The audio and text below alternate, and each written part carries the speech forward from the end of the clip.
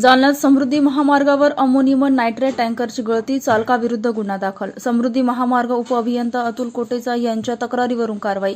आज दिनांक 9 गुरुवारी रोजी सकाळी 9 वाजता मिळालेल्या माहितीनुसार जालन्यात समृद्धी महामार्गावरून धोकादायक रासायनिक वाहतूक करताना मोठा निष्काळजीपणा समोर आला आहे. अमोनियम नायट्रेट वाहतूक करणाऱ्या टँकरमधून गळती होत असल्याची धक्कादायक घटना जालना परिसरात उघडकीस आली असून या प्रकरणी टँकर चालकाविरुद्ध गुन्हा दाखल करण्यात आला आहे. जालना जिल्ह्यातील समृद्धी महामार्गावर 6 एप्रिल रोजी सायंकाळच्या सुमारास ही घटना घडली. उपअभियंता अतुल अरुण कोटेचा हे आपल्या कर्तव्यावर असताना कंत्राटदार मच्छिंद्र नौकार यांनी त्यांना फोनद्वारे माहिती दिली की गुजरात क्रमांकाची GJ12BY 8400 हे टँकर मुंबईहून नागपूरकडे जात असताना अमोनियम नायट्रेटची गळती होत आहे.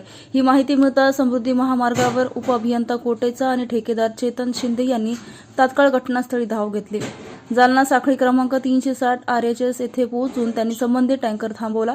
चौकशी दरम्यान टँकर चालकाने आपलं नाव सुनील प्रकाश तिवारी, राहणार जुरा, तालुका मेहर, जिल्हा सतना, मध्य प्रदेश असं सांगितलं.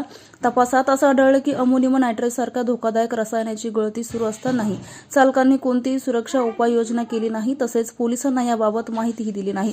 या निष्काळजीपणामुळे समृद्धी महामार्गावरून प्रवास करणाऱ्या नागरिकांच्या जीवितास गंभीर धोका निर्माण झाला होता. या प्रकरणी उपअभियंता अतुल कोटेचा यांच्या तक्रारीवरून टँकर चालक सुनील तिवारी यांच्या विरुद्ध तालुका जालना पोलीस ठाण्यात गुन्हा दाखल करण्यात आला असून पुढील तपास पोलीस करत आहेत.